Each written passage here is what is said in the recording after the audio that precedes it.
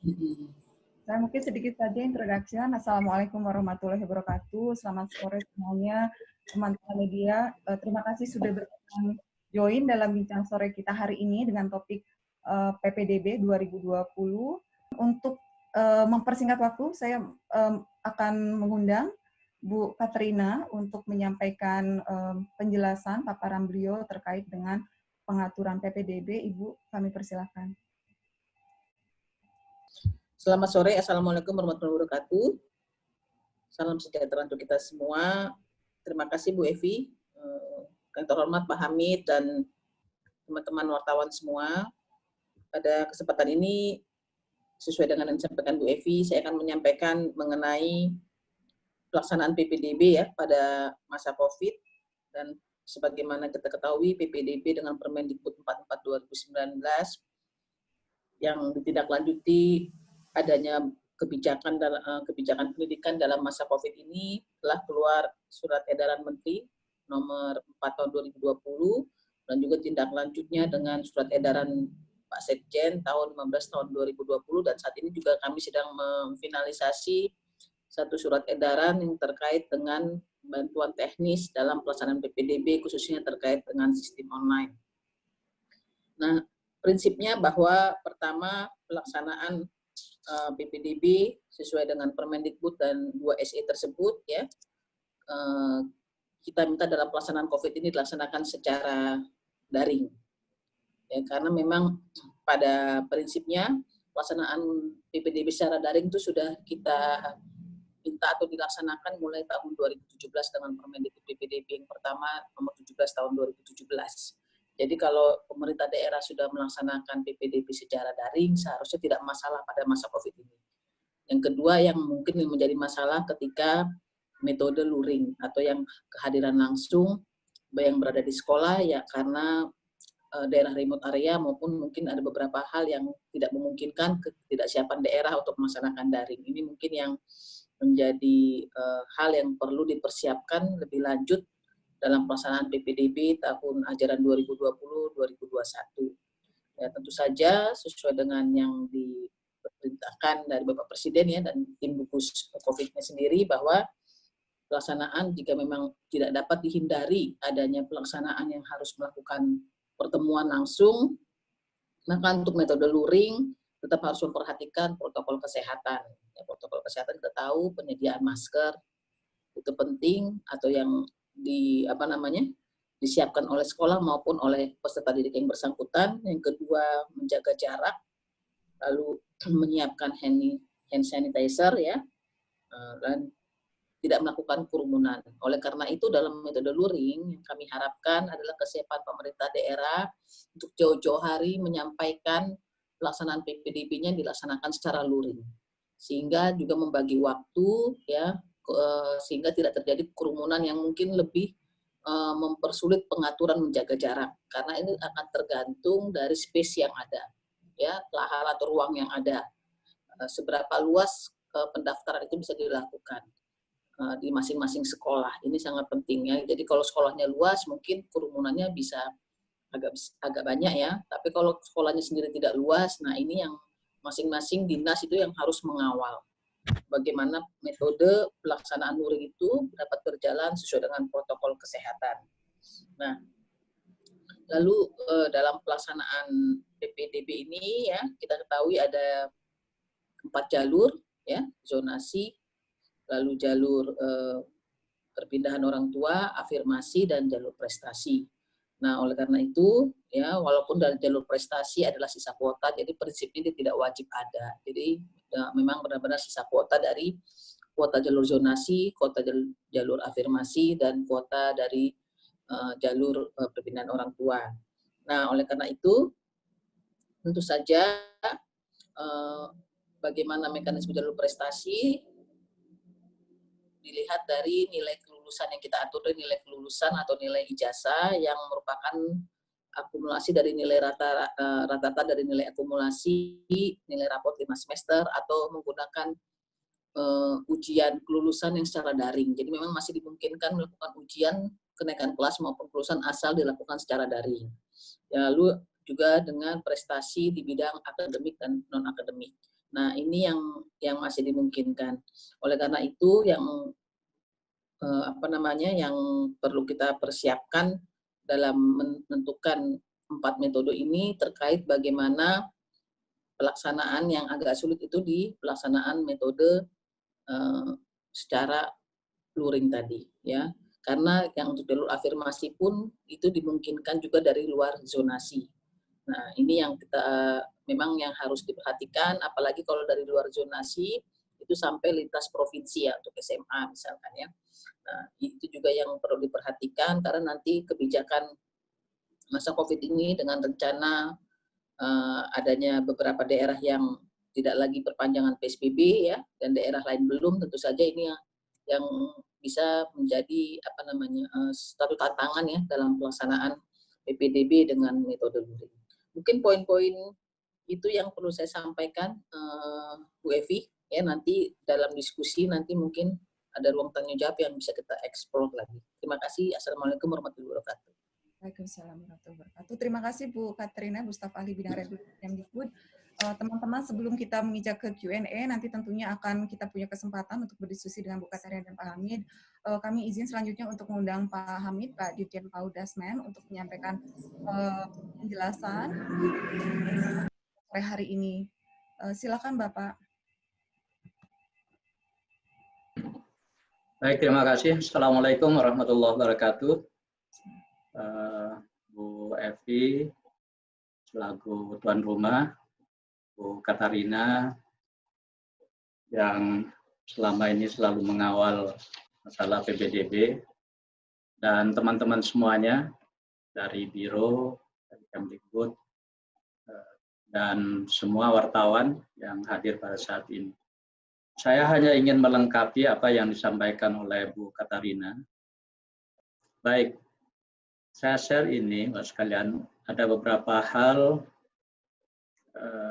Ini sebenarnya hanya perbandingan antara PPDB tahun sebelumnya, tahun lalu ya, dengan yang sekarang. Jadi kalau yang tahun lalu itu kan zonasi paling sedikit 80%, kalau tahun ini zonasi paling sedikit 50%. Prestasi itu paling banyak 15%, tapi yang tadi disampaikan Bu Katarina, kita ada 4 sekarang, jadi afirmasi paling sedikit 15%, perpindahan tugas orang tua atau wali itu masih tetap 5%, kemudian sisanya baru prestasi. Jadi kemudian tahapan pelaksanaan PPDB sebenarnya relatif sama, ada 5 tahap. Ya. Cuma kalau yang tahun ini itu pengumuman pendaftaran penerimaan calon peserta didik baru itu dilakukan secara terbuka, paling lambat minggu pertama bulan Mei. Jadi ini yang ditentukan ya. Kalau dulu itu tidak ditentukan, mau kapanpun juga boleh daerah menyiapkan. Tapi kita jauh-jauh sudah menetapkan itu paling lambat minggu pertama bulan Mei itu sudah harus diumumkan. Selanjutnya sama. Kemudian mekanisme daring, sekalian. Jadi itu dulu belum ada aturan khusus ya, sehingga yang dilakukan oleh sekolah. Nah, tapi kalau sekarang tanggung jawab pemerintah daerah. Kemudian daya tampung peserta didik. Jadi kalau dulu daya tampung ini tidak diatur secara khusus, nah tahun ini sekalian ini diatur. Jadi jika daya tampung pada zonasi yang sama tidak terpenuhi, maka peserta didik disalurkan ke sekolah lain dalam zona terdekat ditambah ini dan dapat melibatkan satuan pendidikan swasta. Nah kemudian ini juga ada tambahan, jika daya tampung untuk jalur afirmasi atau perpindahan tuan tidak mencukupi, maka seleksi dilaksanakan berdasarkan jarak tempat tinggal terdekat ke sekolah. Kemudian ini yang jalur prestasi. Ya. Jadi jalur prestasi ini jika untuk jalur prestasi tidak mencukupi, maka seleksi dilakukan dengan penentuan pemeringkatan nilai prestasi oleh sekolah. Jadi semuanya ini diatur lebih jelas ya daripada tahun sebelumnya. Nah kemudian, teman sekalian, ini tadi sudah disampaikan oleh Bu Katarina, bagaimana PPDB pada masa pandemik ini memang didorong secara daring, secara online. Tetapi kalau terpaksa tidak bisa secara daring, maka bisa menggunakan luring, luar jaringan, tetapi tetap mengikuti protokol kesehatan secara ketat. Kemudian jalur prestasi seperti apa, ini yang paling banyak digunakan karena UN sudah tidak ada, dan seterusnya. Maka jalur prestasi itu didasarkan pada akumulasi nilai rapor selama 5 semester terakhir. Atau prestasi akademik dan non-akademik di luar rapor. Nah, kemudian yang berikutnya Pusdatin ini memang diminta untuk menyediakan bantuan teknis bagi daerah yang memerlukan mekanisme PPDB daring.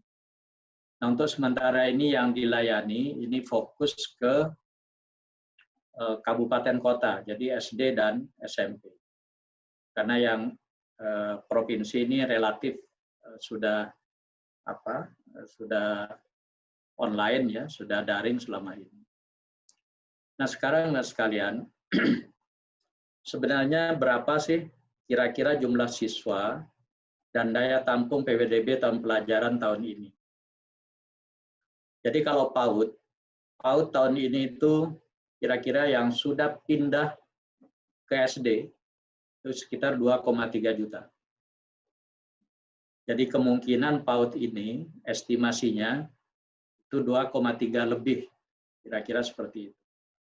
Walaupun sekarang ada keluhan dari Himpaudi ya, katanya kemungkinan yang daftar PAUD ini semakin berkurang karena banyak orang tua yang tidak bisa melakukan PJJ, pembelajaran jarak jauh nantinya ya, kalau ini masih wabah ini terus terjangkit dan menyebar.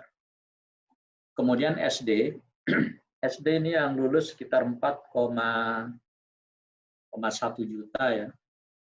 Sedangkan proyeksinya nanti ini hampir sama karena memang SD itu inputnya tidak relatif tidak menanjak. Jadi kira-kira 4,1 juta ini proyeksi siswa baru. Kemudian daya tampungnya kita cukup banyak ya, 5,1 juta. Jadi saya kira nggak ada masalah dengan daya tampung ini. SMP juga sama. Jadi daya tampungnya itu masih melebihi dari proyeksi jumlah siswa yang akan masuk. Jadi 3,4 juta proyeksi siswa yang akan masuk. Kemudian 3,6 juta atau 3,7 juta itu daya tampung. SMA, SMK juga sama, sekalian. 3,4 jutaan kira-kira yang akan masuk, daya tampung 4 jutaan. Sehingga kalau dikalkulasi semuanya tahun ini kira-kira SD, SMP, SMA itu kira-kira 11 jutaan yang akan masuk ke sekolah kita.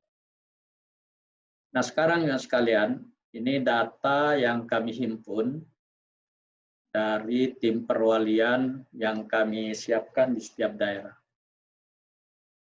Yang sudah menerbitkan kebijakan PPDB, jadi yang sudah menerbitkan Juknis oleh Pemda, ini dari 514 kabupaten kota, itu ada 317 kabupaten kota.